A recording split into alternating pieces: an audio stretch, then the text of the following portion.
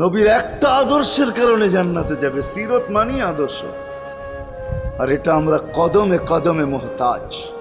কেননা এই ছোট জীবনটা যদি গ্রহণযোগ্যতা পর্যন্ত পৌঁছাইতে হয় আল্লাহর কাছে, চাই নারী হই, চাই যুবক হই, চাই বৃদ্ধ হই, যেই মানুষই হই না কেন, যেখানেরই হই না কেন, যেই বাসারই হই না কেন, যেই বর্ণেরই হই না কেন, যেই পেশারই হই না কেন, যেই সোসাইটিরই হই না কেন, এই জীবনটাকে যদি গ্রহণযোগ্যতা পর্যন্ত পৌঁছাইতে হয় কার কাছে? দুনিয়াওয়ালাদের কাছে না, মালিকের কাছে, যিনি এক ফোঁটা পানির থেকে অস্তিত্ব দিছেন, যার কাছে আবার আমাদেরকে ফিরা যেতে হবে। পালানের কোনো সুযোগ নাই। এই জন্যই কোরআন আমাদেরকে বোঝায় আইনাল মাফার। আল্লাহ বলতেছে কোথায় ভাগবে তুমি, বলো কোথায় ভাগবে?